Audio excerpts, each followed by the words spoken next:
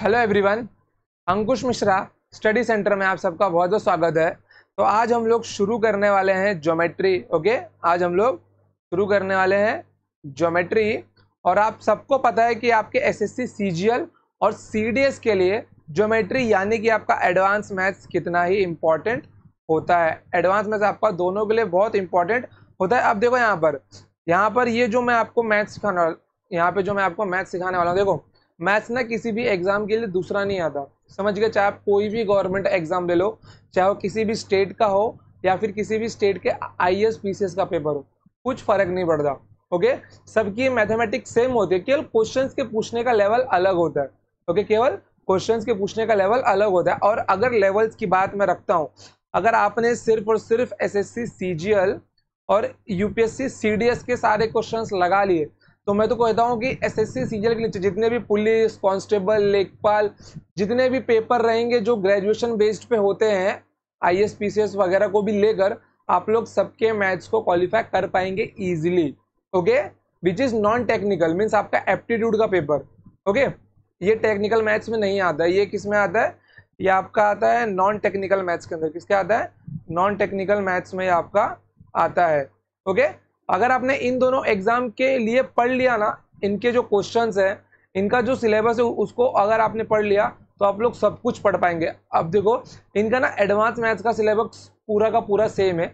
Okay, तो मैं इसलिए इन दोनों एग्जाम्स को साथ में लेके हूँ। ओके, तो आइए देखो, और इसके अंदर हम लोग क्या क्या पढ़ने वाले हैं। इसके अंदर हम लोग एसएससी और सीडीएस के सारे प्रीवियस सॉल्व रहे हूँ, मतलब कि नाम तो दोनों के लिखा हूँ, इनके तो सिखाऊंगा ही।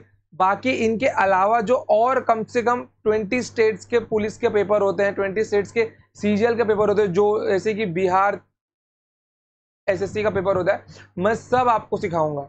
ओके, तो सबके प्रीवियस ईयर विद 2021 जो 2021 में पेपर हुआ है उसके साथ, मतलब कि 2021 के भी प्रीवियस ईयर के क्वेश्चन, लेटेस्ट अपडेटेड क्वेश्चन भी आपको इसके अंदर मिलने वाले हैं। मैं जो भी सिखाऊंगा उसकी पीडीएफ आपको डिस्क्रिप्शन के लिंक में मिल जाएंगी, बट ओनली क्वेश्चंस की, बाकी जो भी मैं यहाँ पे लिखने वाला हूँ वो सब आपको नोट्स खुद अपने नोटबुक में बनाना है। ओके, मैं इतना गारंटी देता हूँ कि आपने जो टॉपिक मुझसे पढ़ लिया, उस टॉपिक को पढ़ने के बाद में आपका एक भी सवाल एग्जाम में उससे बाहर नहीं आएगा। ओके, चलिए तो बढ़ते हैं आगे। तो देखो, मेरा नाम है अंकुश मिश्रा, मैं 5 साल से ज़्यादा सिखा रहा हूँ इस फील्ड के अंदर।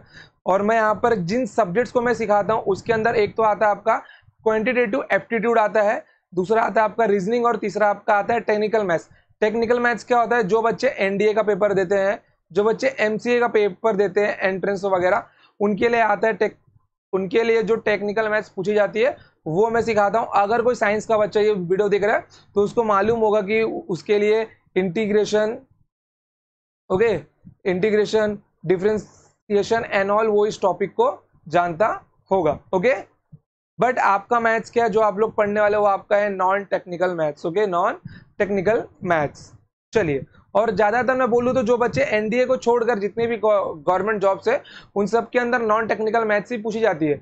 अब मेजर क्वेश्चन ये है कि मैथ्स क्यों पूछी जाती है। देखिए, अब जो आपका सीडीएस का पेपर है ना, जो आपका सीडीएस का पेपर है, सीडीएस हो गया, एसएससी हो गया, उसके अंदर एडवांस मैथ्स को ज़्यादा इज्जत दी जा रही है। ओके, एडवांस मैथ्स को ज़्यादा वेटेज दिया जा रहा है, क्योंकि अरिथमेटिक मैथ्स की अब इमेज घटती जा रही है मार्केट में। क्योंकि सबको मालूम है बहुत सिंपल टॉपिक है, वही प्रॉफिट परसेंटेज, वही लॉस, वही सेम फॉर्मूला रिपीटेड। कुछ नए क्वेश्चंस बनेंगे तो कितने टफ क्वेश्चंस बना पाएंगे, बट जो रियल में दिमाग खर्चा होता है वो खर्चा होता है एडवांस मैथ्स के अंदर। अलजेब्रा, ज्योमेट्री, ट्रिग्नोमेट्री, 3D, ये सब मिलाकर जो टॉपिक सिखाए जाते हैं ना, उनके अंदर जो ब्रेन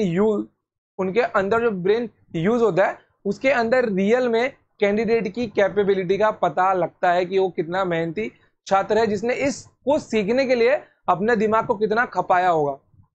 समझिए, अब देखो जो आपका एसएससी का और सीडीएस का पेपर होता है उसके अंदर 100 क्वेश्चन होते हैं। ओके, 100 क्वेश्चन होते हैं। 100 में से कम 70 से ज्यादा क्वेश्चन ना दोनों एग्जाम में सिर्फ एडवांस मैथ्स का आता है। सिर्फ एडवांस मैथ्स 70 से ज्यादा क्वेश्चन आते हैं। ओके, अब अगर मैं सिर्फ ज्योमेट्री की बात करता हूँ, एग्जाम पॉइंट ऑफ व्यू के हिसाब से, तो देखो यहाँ पर जिस एग्जाम में, जैसे कि सीएचएसएल में इसमें से कम 3 से 4 क्वेश्चन आते हैं, जिस एग्जाम में 25 क्वेश्चन होते हैं। सीपीओ में कितने आते हैं? सीपीओ में 5 से 6 क्वेश्चन आते हैं, 5 से 6 नहीं, 4 से 5 क्वेश्चन आते होंगे। कितने आते हैं? 4 से 5 क्वेश्चन आते हैं, जो 25 क्वेश्चन के रहते हैं मैथ्स के ऊपर। बट जो आपका सीजीएल है, सीजीएल में कितने क्वेश्चन रहते हैं इसके अंदर? सीजीएल में कम से कम रहते हैं 10 से 15 क्वेश्चन, ओके, 100 में से। और वहीं जगह अगर सीडीएस की बात रखी जाए तो सीडीएस में रहते हैं 25 से 30 क्वेश्चन। अकेला आपका कौन लेके जाता है? ज्योमेट्री लेके जाता है, समझ गए? तो ये आपके सीजीएल में कितने परसेंट का सिलेबस रखता है? टोटल 10% का सिलेबस कवर, टोटल 10% का सिलेबस ये कवर करता है। और सीडीएस में ये साफ साफ 20% का सिलेबस कवर करता है, ओके। तो ज्योमेट्री का जो टॉपिक है आपको बड़े अच्छे से पढ़ना है। हम लोग क्या क्या पढ़ने वाले, कौन सा टॉपिक पढ़ने वाले, मैं सबका नाम आपकी स्क्रीन के ऊपर लिखा हुआ हूं, तो ये अपने नोट्स में आप लोग बिना देरी किए उतार लो मेरे साथ में, ओके। सबसे पहले पढ़ने वाले लाइन्स एंड एंगल, देन आपका आता है inequality of triangle, then interior and exterior angle, then sine rule and, wait जरा, ओके, देन क्या आता है आपका sine rule and cosine rule, then questions on sine and cosine rule, then MPG and CBN of triangle, ये आपने अपने high school level में पढ़ा होगा।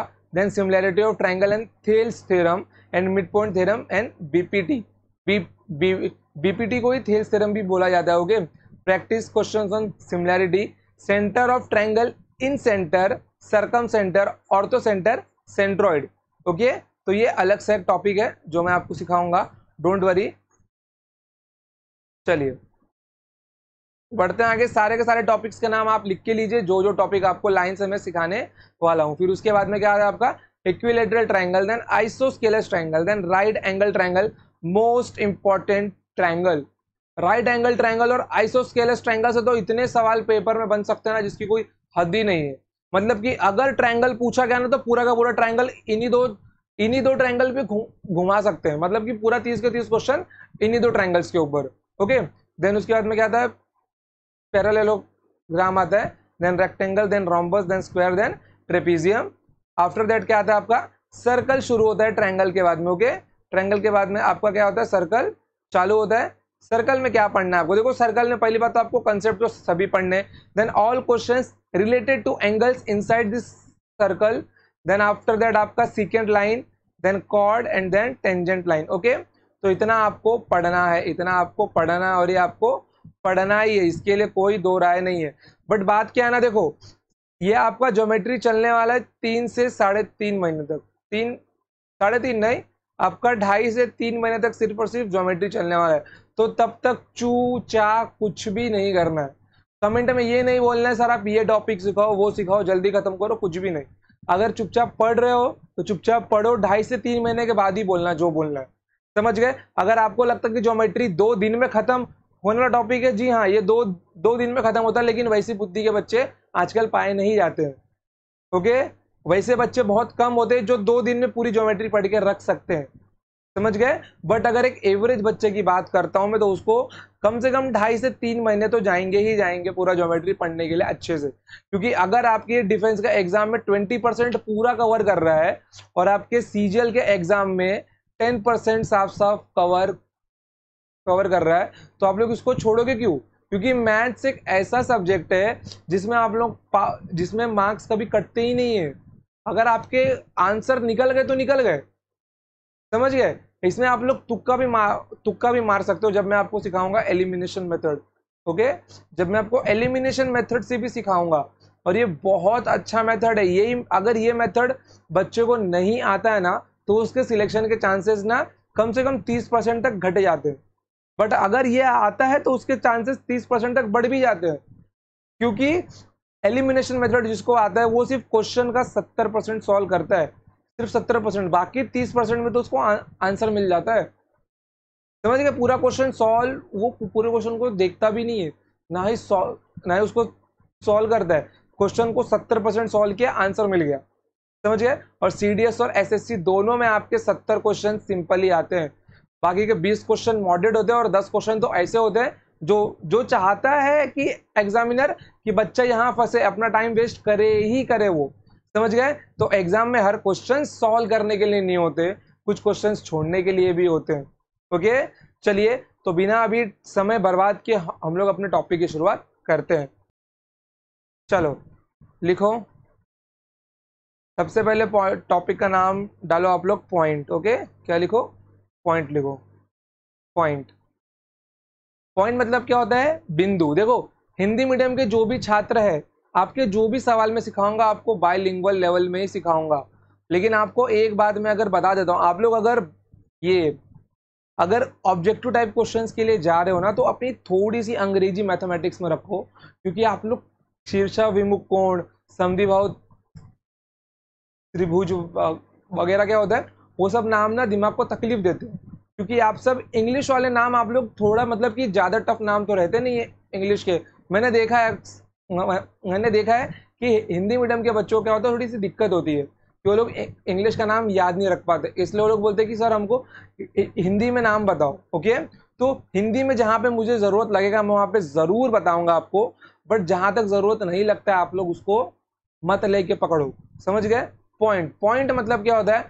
Point is a circle with zero radius. Okay, point is a circle with zero radius, with zero radius. Point is a circle with zero radius. Okay, देखो अब point की बात की जाए तो पॉइंट मेरा क्या कैसा दिखता है? पॉइंट मेरा सिंपल ऐसा दिखता है, बस ऐसा एक डॉट। अब अगर मैं इसको जूम करके देख लूँ तो, अगर मैं इसको जूम अगर मैं इसको जूम जूम ही कर लूँ, अरे ये तो नहीं होगा ना, छोड़ो। देखो अभी मैं आपको यहाँ पे दिखाता हूँ, एक छोटा सा सर्कल बना के मैं दिखाता हूँ आपको। देखो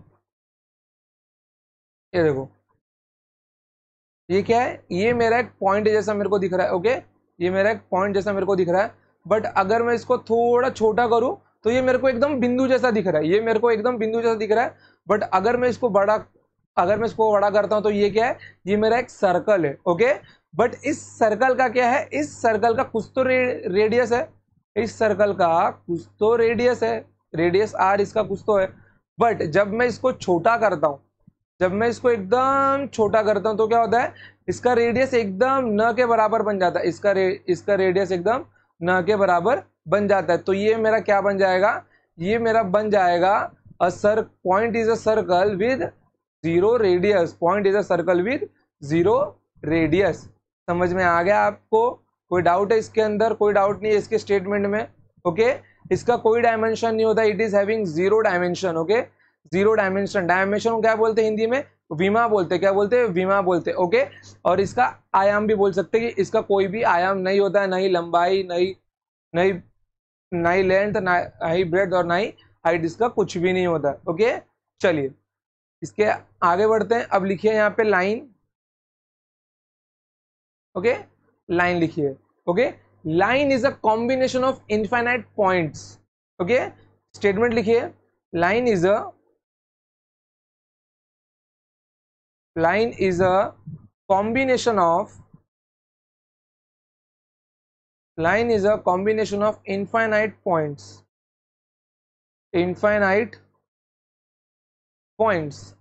Okay, line is a combination of infinite points and having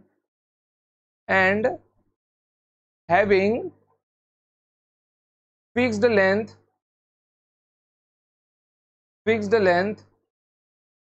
in one direction।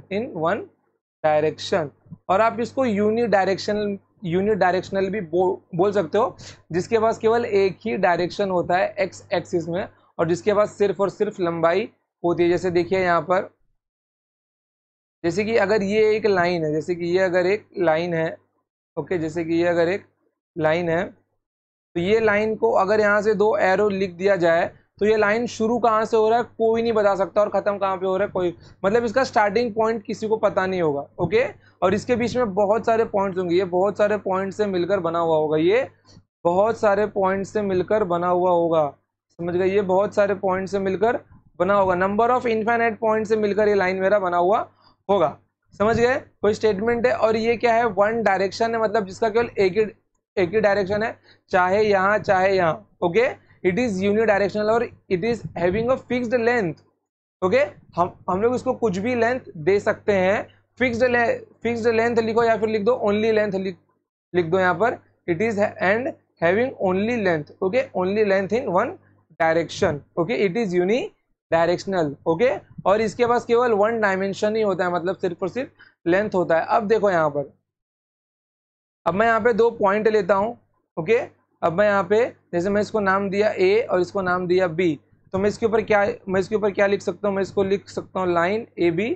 तो इसको यहाँ से यहाँ तक ऐसा मैं 2 एरो दे दूंगा, और इसके साथ में आपको हैंड रिटन नोट्स भी प्रोवाइड किए जाएंगे जो मैंने खुद से लिखे। देखो जो नोट्स मैंने खुद से लिखे हैं ना, वो नोट्स भी आपको प्रोवाइड किए जाएंगे, ओके, बट आफ्टर टॉपिक, क्योंकि अगर टॉपिक के पहले मैं आपको नोट्स देता हूँ तो मैं बच्चों, मैं आप सबको जानता हूँ, आप सब बड़े हरामखोर हो, ओके, आप सब बड़े कामचोर हो, आपको नोट्स मिल जाएंगे, फिर आप लोग नोट्स बनाते कहाँ हो? आप लोग नोट्स बिल्कुल भी नहीं बनाते। अपने नोट्स मिल गए, लेक्चर देखा, खत्म किया, नहीं, नोट्स अपने हाथ से लिखो। नोट्स अपने हाथ से लिखने का फायदा क्या होता है, आपको बहुत कुछ सीखने को भी मिलता है, सब कुछ, बहुत कुछ का सब कुछ सीखने को मिल जाता है आपको उसके अंदर, ओके। चलिए, तो लाइन का जो सिंबल होता है वो मेरा कैसा होता है, उसके ऊपर में ऐसा 2 एरो वाला एक सिंबल लिखा जाता है, जैसे कि लाइन ए बी मेरा लिखा गया है। सपोज मैं अगर एक लाइन लेता हूं, या फिर एक लाइन न लेकर भी मैं अगर यहाँ पर 2 पॉइंट खींचता हूँ, देखो इसको मैं मिटा देता हूँ। सपोज मैंने यहाँ पे 2 पॉइंट लिया, यहाँ पे ए लिया और यहाँ पे बी लिया, ओके, तो ये जो ए बी है ना, इस ए बी को भी मैं लाइन ही बोलूंगा, इस ए बी को भी मैं लाइन ही बोल दूंगा, कोई दिक्कत नहीं इसके अंदर, ओके। बढ़ते हैं आगे, चलो देखो अभी सपोज, ओके, देखो अभी सपोज मैंने यहाँ पे एक लाइन लिया, तो ना जरा मैं यहाँ उठा कर रख देता हूँ, ओके। देखो मैंने यहाँ पे एक लाइन लिया, मैंने इसके ऊपर 2 पॉइंट लिए, यहाँ पर एक ए लिया और एक मैंने बी लिया, ओके। अब ये जो पॉइंट है मेरा, ये देखो, ये क्या मेरा, ये एक सेपरेट लाइन नहीं बन गया मेरा, ये एक मेरा सेपरेट लाइन बन गया, ओके, ये एक मेरा सेपरेट एक लाइन बन गया है, ओके। अब इसको मैं क्या नाम दूंगा, इसको मैं बोलूंगा लाइन सेगमेंट, रेखाखंड ए बी। इसका नाम क्या होगा, इसका नाम होगा लाइन ए बी, क्या होगा, लाइन ए बी इसका नाम होगा, या फिर आप ऐसे भी लिख सकते हो। और इसको क्या बोला जाएगा, 2 बिंदुओं को। अब ये 2 बिंदु जब इसके पास में रहेंगे तब आप ये ऐसा लिख सकते हो, नहीं तो आपको क्या लिखना होगा, आपको लिखना होगा लाइन सेगमेंट ए बी और रेखाखंड ए बी और रेखाखंड ए बी। अब देखो यहाँ पर ये सब बेसिक चीजें हैं, आपको एग्जाम में थियोरेटिकल पेपर तो लिखना है नहीं, बट थ्योरी बताना मेरा काम है, ताकि एग्जाम में अगर क्वेश्चंस आपके सामने आए हैं तो कभी आप कंफ्यूज ना हो, या फिर आप किसी चीज को अगर पढ़ रहे हैं तो इतना अच्छे से, अगर आप लोग इतना अच्छे से पढ़िए कि कोई दूसरा पूछे तो उसको आप लोग बता सको, समझ गए। बढ़ते हैं आगे, तो आई होप की लाइन के अंदर आपको कोई दिक्कत नहीं रहा होगा। चलिए, चलो अब हेडिंग डालो आप लोग, रे, क्या डालो अभी हेडिंग, रे डालो। रे मतलब क्या होता है, किरण, ओके। चलिए, ये क्या होता है, it is having a fixed starting point, okay, it is having a fixed starting point. Point number second क्या है, but it is not having a fixed ending point, not having a fixed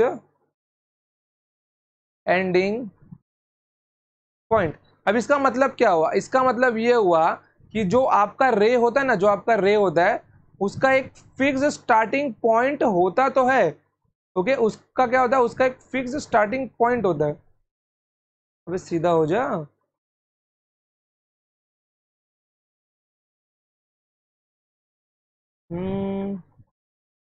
रुको यार, फिर से बनाता हूँ।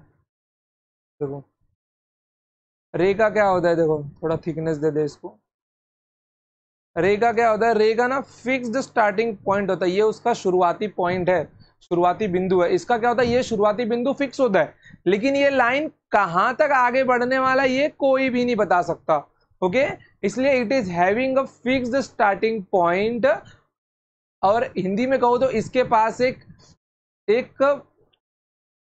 Fix शुरुआती बिंदु होता है और एक निर्धारित शुरुआती बिंदु होता है, but it is not having a fixed ending point. इसके पास कोई भी फिक्स्ड अंतिम बिंदु नहीं होता।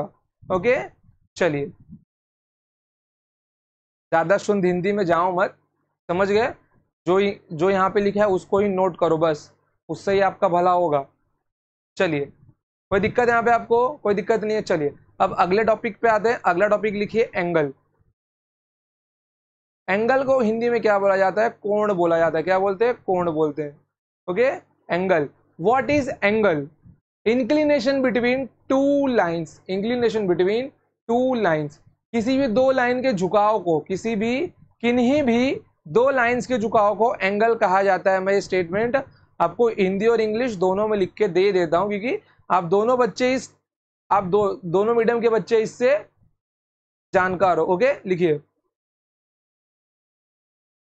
Inclination between. अब आप में से कोई ये मत बोलना सर इतना बेसिक क्यों बता रहे हो, बेसिक से और बेसिक। देखो, इतना बेसिक से इसलिए बता रहा हूं क्योंकि इसके नीचे मैं जा तो बिल्कुल नहीं सकता हूं। ओके, अब ऐसा बोलो सर आप पाताल लोक में जाके सिखाओ, तो वो तो मुझसे पॉसिबल नहीं है बिल्कुल भी। ओके, क्योंकि इतना बेसिक तो रहेगा ही रहेगा। ओके, बहुत बेसिक रहेगा ये। ओके, अब इसके ऊपर जो बच्चे रहेंगे ना वो सीख जाएंगे, और जो नहीं रहेंगे वो सीख ही नहीं पाएंगे। ओके, तो जितना भी सिखा रहा हूं, जिन लोग को बेसिक लग रहा है वो लोग बने रहो, क्वेश्चंस पे आएंगे हम लोग। ओके, और जिन लोग को कुछ भी नहीं आता, आपका काम है सिर्फ देखना। ओके, चलो, inclination between two lines, okay, is called as angle.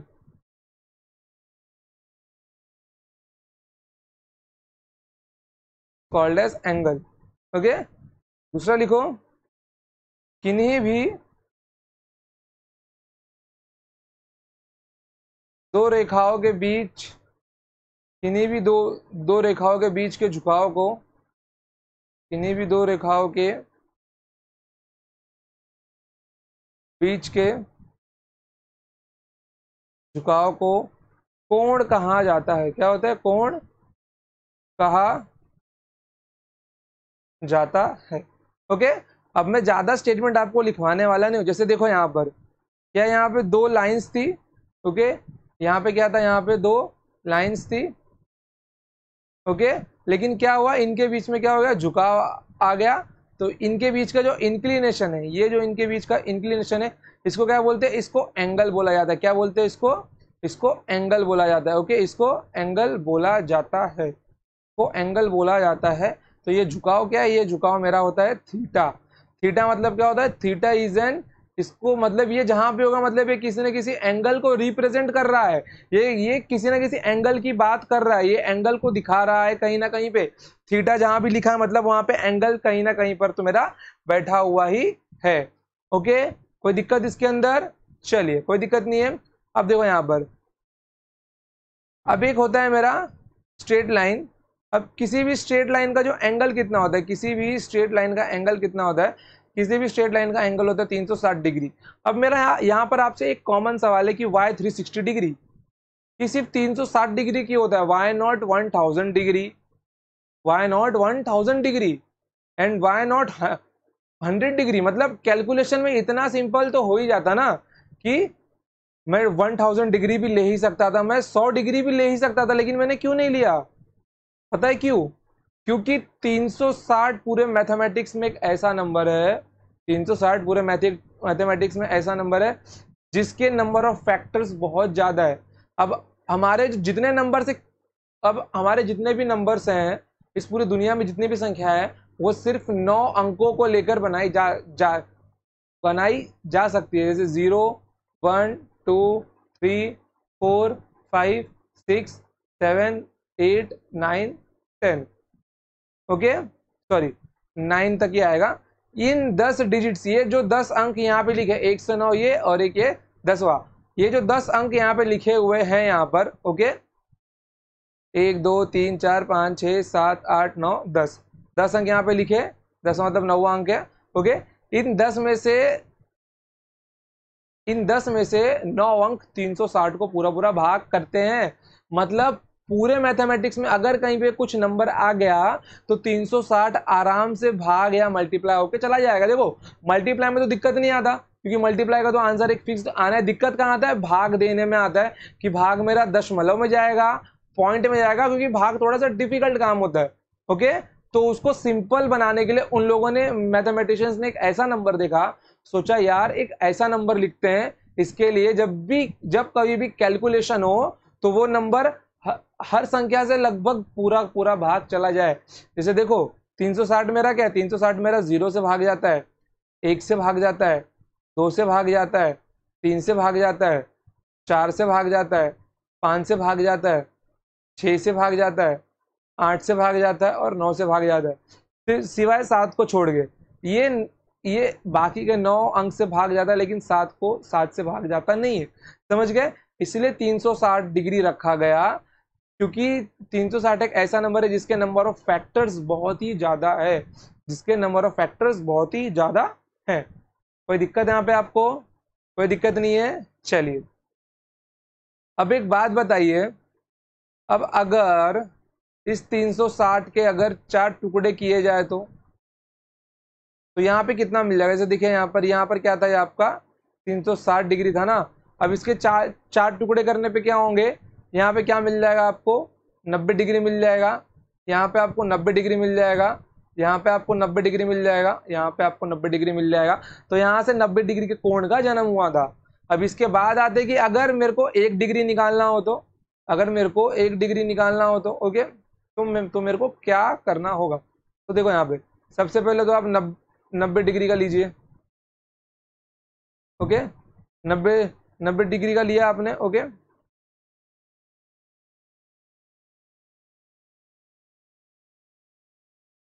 देखो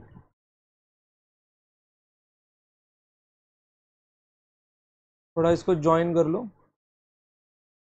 यहाँ पर क्या होगा मालूम है? यहाँ पर देखो, यहाँ पर क्या होगा कि आप लोगों ने क्या किया, आप लोगों ने 90 डिग्री का मतलब इसके 90 हिस्से कर दिए। ओके, आपने इसके क्या किया? आपने इसके 90 हिस्से किए। ओके, मतलब एक एक डिग्री के 90 हिस्से, एक एक डिग्री के 90 हिस्से, मतलब आप लोग अगर एक एक डिग्री को 90 बार जोड़ते तो आपको कितना मिल जाएगा? वहां पे 90 डिग्री ही मिलेगा ना। मतलब इन लोगों ने क्या किया, मैथमेटिशियंस ने एक एक डिग्री को 90 बार जोड़ा, एक एक डिग्री को 90 बार जोड़ दिया इन लोगों ने। ओके, एक एक डिग्री को 90 बार जोड़ दिया। अच्छे से डायग्राम निकालो आप लोग अपनी नोटबुक के ऊपर। ओके, कोई गलती नहीं, एकदम अच्छे से सुंदर से डायग्राम निकालो आप लोग।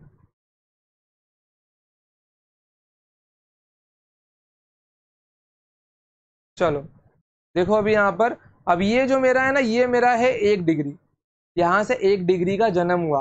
अब अगर मैं आपको बोलता हूँ कि 36 डिग्री का कोई एंगल मेरे को बना के बताइए, तो आप लोग बोलोगे सर 36 डिग्री का एंगल मतलब इतना, 36 डिग्री का एंगल मतलब इतना। तो ये क्या है मेरा? ये जो 36 डिग्री का एंगल है मेरा, ये क्या है? एक एक डिग्री के 36 हिस्से, एक एक डिग्री के 36 हिस्से, तब वो जाके कितना बना है? तब वो 36 डिग्री बना है। ओके, कोई दिक्कत, कोई शक, कोई परेशानी कुछ भी नहीं। देखो जो कुछ भी डाउट है आप लोग कमेंट सेक्शन में पूछोगे, मैं उसका आंसर आपको जरूर दूंगा। ओके बच्चों, चलिए बढ़ते हैं आगे फिर। ओके, तो मुझे ऐसी उम्मीद है कि आपको समझ में आ गया होगा मेरा 1 डिग्री क्या होता है।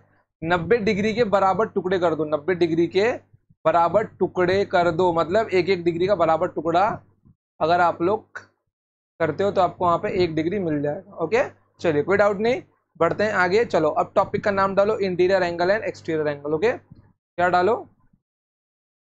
Interior angle, interior angle and exterior angle, exterior angle. Hindi medium वाले छात्र लिख लेंगे अंतःकोण एंड बाह्य कोण। ओके, अंतःकोण और बाह्य कोण, अंतःकोण और बाह्य कोण। ओके, चलिए ओके लेट्स गो। अब देखो यहाँ पर इसका मतलब क्या होता है, इंटीरियर एंगल का अर्थ क्या होता है? जैसे कि आपने यहाँ पे कुछ एंगल लिया। ओके, दूसरा रंग लेता हूँ।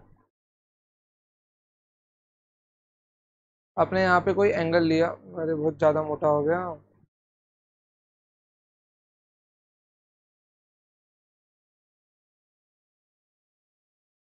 अपने यहाँ पे कोई एंगल लिया, ओके, यहाँ पे कोई एंगल लिया। अब ये जो एंगल आपका यहाँ पर है, ये जो एंगल यहाँ पर आपका बना है, ये जो एंगल यहाँ पर आपका बना है, ये क्या होगा, ये आपके लिए क्या होगा, ये आपका इंटीरियर एंगल होगा। क्या होगा, ये आपका इंटीरियर एंगल होगा जो इन दो कोणों के बीच में बना है। ये आपका क्या है, ये आपका इंटीरियर एंगल है। क्या है आपका, आपका इंटीरियर एंगल है। ओके, क्या आपका, ये आपका इंटीरियर एंगल है। कोई दिक्कत यहाँ पे आपको, कोई दिक्कत नहीं है। चलिए अब देखिए यहाँ पर, अब यहाँ पे मेरा आता है एक्सटीरियर एंगल। अगर मैं इसी लाइन को आगे बढ़ा दूं, अगर मैं इसी लाइन को आगे बढ़ा दूं, अगर मैं इसी लाइन को आगे बढ़ाकर लेके जाऊं, तो यहाँ पर क्या मिल जाएगा मुझे, देखो ये जो, ये तो मेरा एक एंगल पहले से बना हुआ है, इंटीरियर एंगल। बट इसके बाहर का जो हिस्सा है, इसके बाहर का जो हिस्सा है, ये क्या बन जाएगा, ये मेरा बन जाएगा एक्सटीरियर एंगल। क्या बन जाएगा मेरा, ये मेरा बाह्य कोण बन जाएगा, अर्थात एक्सटीरियर एंगल बन जाएगा। क्या बन जाएगा मेरा, ये एक्सटीरियर एंगल बन जाएगा, एक्सटीरियर एंगल बन जाएगा।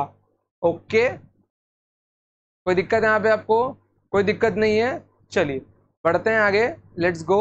अब इनको देखिए, अगर मैं इसको एंगल्स के रूप में आपसे बात करता हूं तो ये मेरा क्या होगा, अगर ये मेरा थीटा है, अगर ये मेरा थीटा है, तो इसका टोटल ये एंगल कितना होता है, स्ट्रेट लाइन एंगल मेरा, मेरा स्ट्रेट लाइन एंगल टोटल मतलब कि आधा का कितना होता है, ये होता है मेरा 180 डिग्री होता है। तो अगर ये मेरा थीटा है, देखो मैं आपको एक बार बता देता हूँ, अगर ये आपका 90 डिग्री है, जब आप लोग इसको लेटाएंगे तब यहाँ पर कितना बन जाएगा, ये 90 और ये 90, टोटल कितना बन जाएगा, ये आपका 180 डिग्री बन जाएगा ना।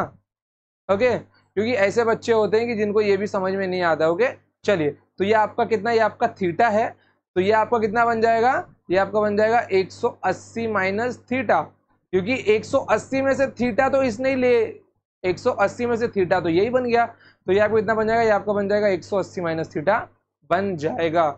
कोई शक यहाँ पे आपको, कोई शक नहीं है। चलिए बढ़ते हैं आगे फिर। चलिए अब आप लोग लिखिए, टॉपिक का नाम डालिए आप लोग, टाइप्स ऑफ एंगल्स। ओके, क्या डालिए, types of angles, types of angles.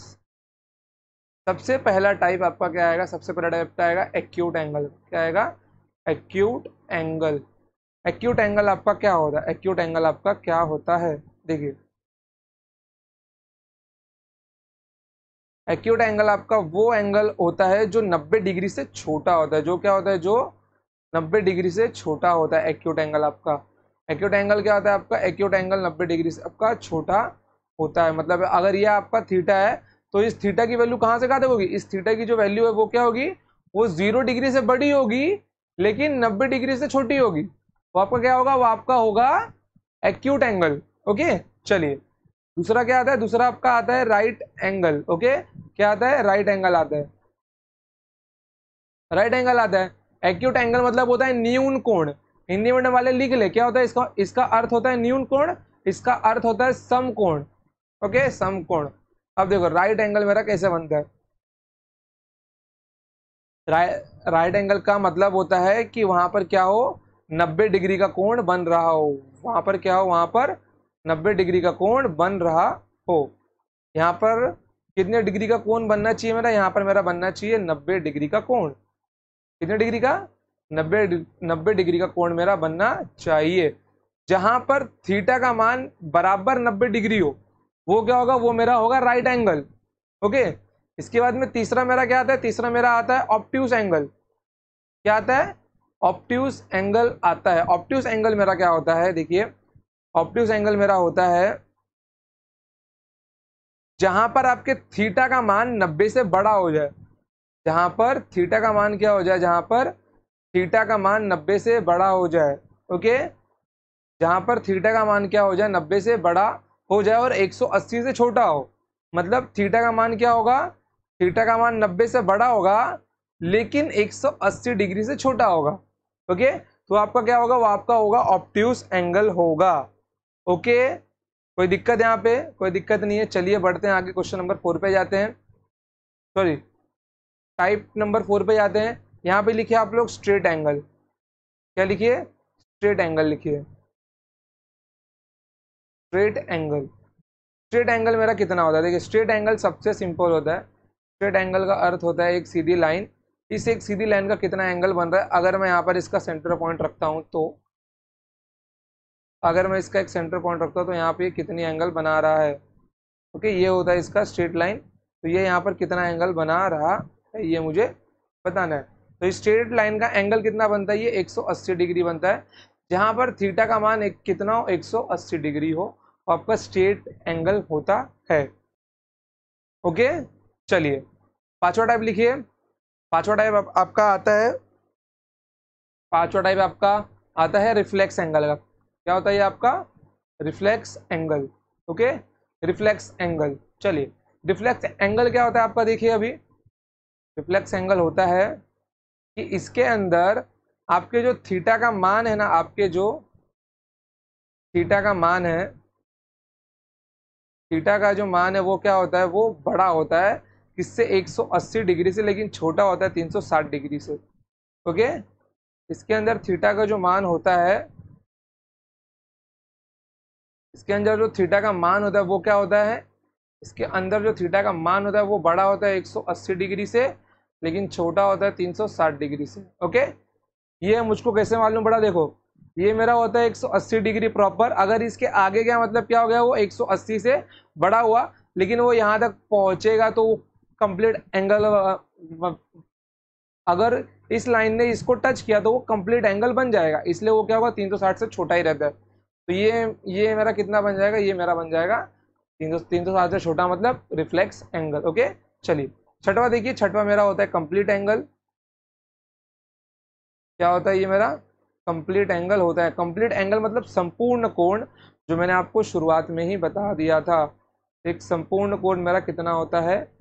संपूर्ण कोण मेरा होता है 360 डिग्री का। कितना होता है ये कोण मेरा? ये मेरा कोण होता है 360 डिग्री का होता है। ओके, कोई दिक्कत है यहाँ पे आपको? कोई दिक्कत नहीं है। चलिए, तो आई होप कि आपको इतना बात तो अच्छे समझ में आ ही गया होगा। ओके, चलिए अब यहाँ पे लिखिए, लिखिए मत, यहाँ पे तो एक टॉपिक ही आता है आपका जो इंटीरियर और एक्सटीरियर एंगल के ऊपर है, जो मैं आपको बताने वाला हूँ। देखिए एक लाइन ड्रॉ, एक लाइन ड्रॉ कीजिए। ओके, चलो ये लाइन सीधी है।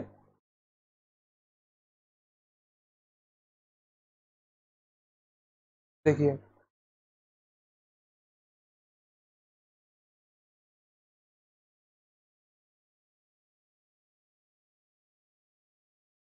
अब यहाँ से मैंने क्या किया? यहाँ से मैंने एक एंगल निकाला। ओके, अब यहाँ से मैंने एक एंगल निकाला। अब यहाँ पे क्या होता है? यहाँ पे आता है इंटीरियर एंगल बाइसेक्टर और एंगल बाइसेक्टर। एंगल बाइसेक्टर का जो टर्म होता है एंगल, देखो angle bisector. Okay, angle bisector यहाँ पे नाम में लिखा है बाई। बाई मतलब दो, और सेक्टर मतलब डिवाइड करना। ओके, तोड़ना। ओके, दो बराबर हिस्से, मतलब कि एंगल के दो बराबर हिस्से करना। एंगल के दो बराबर हिस्से करना क्या होता है मेरा? वो एंगल बाइसेक्टर कहलाता है। अगर मैं यहाँ पर इसके एंगल के बीच से एक लाइन निकालूं, अगर मैं यहाँ पर इसके एंगल के बीच में से एक लाइन निकालूं, तो एक एंगल यहाँ पे बनेगा मेरा, और एक एंगल मेरा यहाँ पे बनेगा। अब यहाँ पे इन दोनों में समानता क्या होगी मालूम है?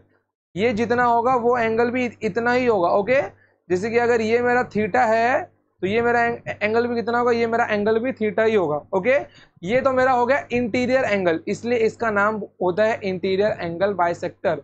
ओके, या फिर आप इसको अगर कुछ नाम देना चाहे तो नाम भी दे सकते हैं, जैसे मैंने इसको ए दिया, इसको बी दिया, इसको सी दिया।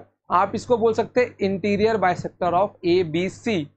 बी बीच में आता है, नहीं तो आप इसको नाम लिख ही दीजिए। इसका क्या होगा? मैं अभी मिटा भी दूंगा।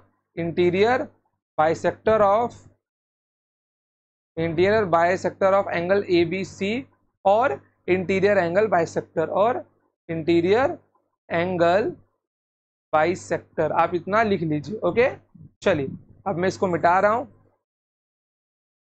या फिर आपने लिखा नहीं, देख लो। इंटीरियर बाइसेक्टर ऑफ एबीसी और इंटीरियर एंगल बाइसेक्टर। चलो अब मैं मिटा रहा हूँ इसको। चलिए चलिए बढ़ते हैं आगे। अब देखो यहाँ पर, अब यहाँ पे क्या होता है, अब मैंने यहाँ पे एक एक्सटीरियर एंगल बाइसेक्टर लिया, मतलब जो मेरा एक्सटीरियर का एंगल था ना यहाँ पर, उसके लिए एक बाइसेक्टर लिया। मतलब यहाँ पर भी क्या होंगे एंगल, यहाँ पर भी जो एंगल होंगे वो दो बराबर हिस्सों में ही डिवाइड होंगे। यहाँ पर भी जो एंगल होंगे वो क्या होंगे, वो दो बराबर हिस्सों में ही डिवाइड होंगे।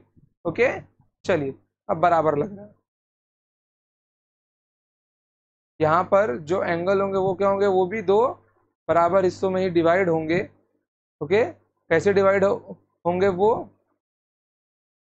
देखिए, जैसे कि अगर ये मेरा अल्फा है तो ये मेरा अल्फा ही होगा। ओके ये मेरा अल्फा है तो ये मेरा क्या होगा, ये मेरा अल्फा ही होगा। तो यहाँ पे क्या देखने को मिल रहा है और क्या सीखने को मिल रहा है मुझको, तो देखिए यहाँ पर अगर मैं इन टोटल सबका सम लेता हूँ, देखिए ये मेरा क्या है, ये मेरा है एक्सटीरियर एंगल बाइसेक्टर, ये मेरा है exterior angle bisector. Okay exterior angle bisector है। ओके और ये क्या है मेरा, ये मेरा है interior angle bisector, interior angle bisector है। ओके अब इन दोनों के बीच मुझे क्या देखने को मिल रहा है, अगर मैं यहाँ पर एक रिलेशन निकालने की कोशिश करूँ, मैं अगर सबको जोड़ के, इन सबका मान कितना आएगा, एक सीधी लाइन के ऊपर है तो इन सबका मान कितना आएगा, इन सबका मान आएगा 180 डिग्री। कितना आएगा, 180 डिग्री इन सबका मान आएगा। ओके कितना आएगा, 180 डिग्री आएगा। तो मैं यहाँ पे क्या लिख सकता हूँ, अल्फा प्लस थीटा बराबर कितना मिल जाएगा, 180 डिग्री मिल जाएगा। मतलब यहाँ पे 2 अल्फा प्लस 2 थीटा बराबर 180 डिग्री मुझे मिल जाएगा। यहाँ पे अल्फा प्लस थीटा कितना मिल जाएगा मुझे, दो कॉमन निकाल लूंगा तो 180 से भाग जाएगा तो 90 डिग्री। मतलब मुझे क्या मालूम पड़ रहा है कि अल्फा और थीटा को जोड़ने पर मेरा 90 डिग्री आ रहा है। इसके कहने का अर्थ क्या है, इसके कहने का अर्थ है कि इंटीरियर और एक्सटीरियर एंगल बाइसेक्टर के बीच का जो लाइन है, उसके बीच में इंटीरियर और एंगल बाइसेक्टर एक साथ मिलकर कितने डिग्री का एंगल बनाते हैं, 90 डिग्री का एंगल बनाते हैं। मतलब ये क्या होगा, ये 90 डिग्री का एंगल बनाते हैं दोनों मिलकर। ओके कितने डिग्री का बनाते हैं दोनों मिलकर, तो दोनों मिलकर 90 डिग्री का एंगल बनाते हैं। वेट कोई दूसरा रंग लेना पड़ेगा, ऑरेंज ग्रीन, ग्रीन लेके चलो। ये दोनों मिलकर कितने डिग्री का एंगल बनाते हैं, ये दोनों मिलकर 90 डिग्री का एंगल अपना बनाते हैं। ये तो आप रंग ना ही दो तो ही अच्छा है, ताकि और अच्छा ही लगे। तो कोई बात नहीं, हो गया। चलिए ये दोनों मिलकर 90 डिग्री का एंगल बनाते हैं। मतलब angle between interior angle bisector and exterior angle bisector is 90 degree. Okay चलिए अब इसके बाद एक टॉपिक का नाम डालिए आप लोग, complementary angles. Complementary angles, complementary angles. Complementary angles क्या होता है हम लोगों का, कॉम्प्लीमेंट्री एंगल्स ऐसे एंगल्स होते हैं जिनको जोड़ने पर 90 आता है। मतलब जिन एंगल्स को जोड़ने पर 90 प्राप्त हो वो आपका क्या होंगे, वो आपके कॉम्प्लीमेंट्री एंगल्स होंगे। जैसे कि ये अगर मैं 30 डिग्री है तो ये मेरा 60 डिग्री होगा। ओके जिन दो एंगल्स को जोड़ने पर क्या हो, मेरा 90 डिग्री बने, वो क्या होते हैं, मेरे कॉम्प्लीमेंट्री एंगल्स होते हैं। कॉम्प्लीमेंट्री एंगल्स में अगर एक एंगल मेरा थीटा है तो दूसरा एंगल मेरा क्या होगा, 90 डिग्री माइनस थीटा होगा। ओके ऐसा क्यों होगा, क्योंकि थीटा का कॉम्प्लीमेंट यहाँ पे कितना होगा, 90 माइनस थीटा होगा। क्योंकि दोनों को जोड़ने पर कितना मिलेगा, अगर मैं थीटा प्लस 90 माइनस थीटा को जोड़ूंगा तो मुझे 90 मिलने वाला है। ओके बहुत बेसिक में पहुंच गया मैं, छोड़ो। तो ये क्या होगा, ये इसका कॉम्प्लीमेंट्री एंगल होगा। अगर मैं यहाँ पे 20 का कॉम्प्लीमेंट्री एंगल पूछूं तो क्या होगा, 70 होगा। ओके क्योंकि 20 में 70 जोड़ने पर ही वो 90 होगा। अगर मैं यहाँ पर आपसे 15 का कॉम्प्लीमेंट्री एंगल पूछूं तो क्या होगा, 75 होगा। ओके और अगर 10 का पूछ लूँ तो कितना होगा, 80 होगा। समझ गए, कॉम्प्लीमेंट्री एंगल्स मेरा क्या होता है, the angles that add up to 90, that add ups to 90। Okay जिनको जोड़ने पर क्या है, जिनको जोड़ने पर मुझे 90 डिग्री प्राप्त हो। कोई दिक्कत नहीं है। चलिए लिखिए सप्लीमेंट्री एंगल्स।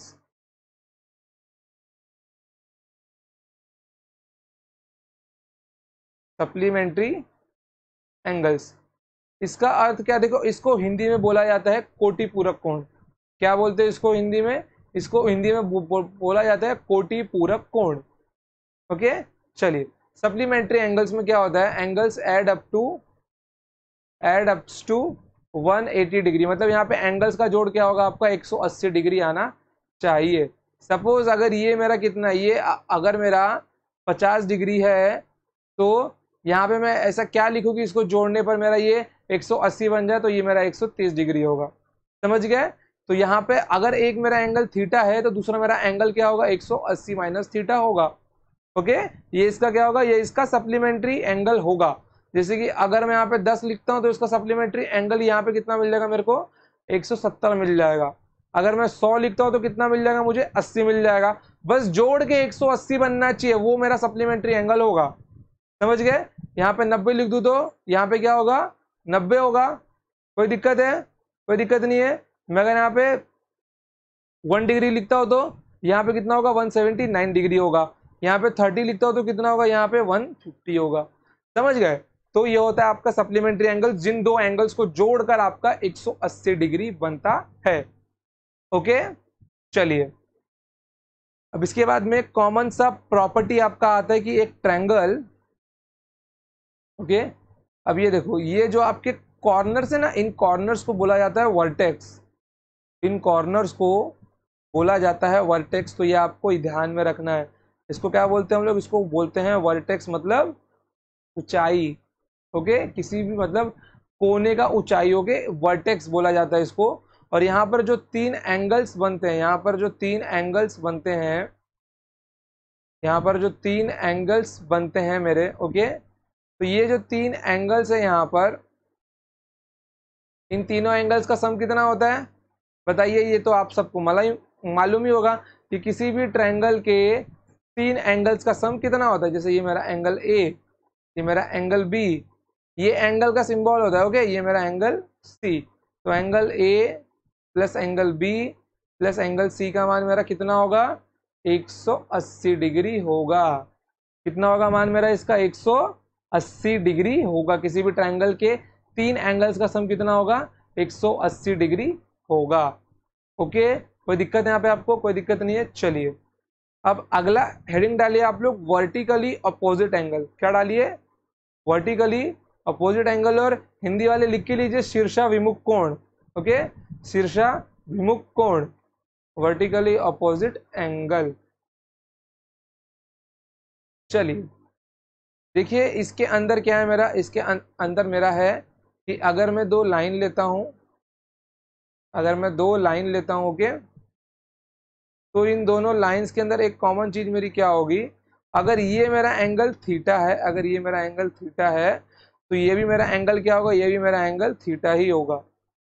ओके, और ये मेरा एंगल कितना बन जाएगा, ये मेरा एंगल बन जाएगा 180 माइनस थीटा, और ये मेरा बन जाएगा 180 माइनस थीटा। ओके, आमने सामने वाले एंगल्स क्या होंगे, बराबर होंगे। अगर 2 लाइंस आपस को क्रॉस कर रहे हैं तो अबे कैसे होंगे, देखिए यहाँ पर, अबे कैसे होंगे ये मैं आपको दिखाता हूँ। देखिए, जैसे ये 2 लाइन से मेरी, अब यहाँ पे देखिए, अगर ये मेरा थीटा, अगर मैं इस लाइंस को नाम दे देता हूँ कुछ, चलिए मैं इनको नाम दे ही देता हूँ। इसको मैंने नाम दिया एल और इसको मैंने नाम दिया एन। ये लाइन एल है और ये लाइन एम है। ओके, अगर आप ध्यान से देखें लाइन एल को देखें, तो लाइन एल का ये जो एंगल है, ये एंगल टोटल यहाँ पे कितना बनने वाला है, ये एंगल टोटल बनने वाला है 180 डिग्री, जिसमें से थीटा ने अपनी जगह पर कब्जा कर लिया है, थीटा ने अपनी जगह पे कब्जा ले लिया है। तो यहाँ पर ये जो एंगल बनेगा, यहाँ पर ये जो एंगल बनेगा, ये जो एंगल यहाँ पे बनेगा, ये क्या होगा हमारा, ये मेरा होगा 180 माइनस थीटा का होगा। ये तो आप जानते हैं। मैं अगर लाइन एल को लूंगा तो, ओके, अब अगर मैं लाइन एम को लूं, अब अगर मैं लाइन एम को लूं, तो ये टोटल तो मेरा 180 डिग्री का है ना। लाइन एम क्या है मेरा, टोटल 180 डिग्री का है। ओके, ठीक से बनाता रुको। लाइन एम क्या है, लाइन मेरा टोटल यहाँ पे कितना 180 डिग्री का है। अब ये अगर टोटल 180 डिग्री का है और अगर इसने 180 माइनस थीटा लिया है, तो ये मेरा कितना होगा, ये मेरा होगा थीटा ही तो होगा मेरा ये। इसका रंग चेंज करता हूं मैं ताकि कंफ्यूजन ना हो।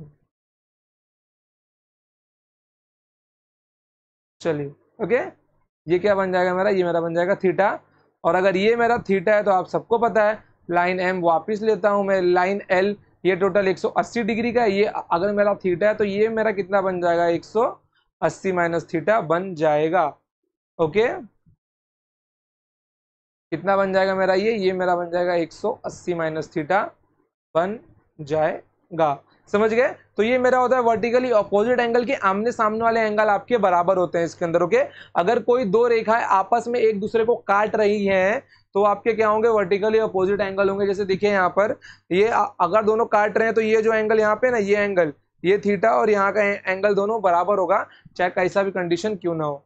समझ गए आप लोग? कोई दिक्कत है? कोई दिक्कत नहीं। जैसे देखिए अगर मैं एक इमेजिनेशन आपको करवाता हूँ, देखिए यहाँ पर अगर आप लोग कर पाए अच्छे से तो देखिए मैंने यहाँ पे दो एंगल लिए। ओके, अब इनके बीच में कुछ तो एंगल है थीटा।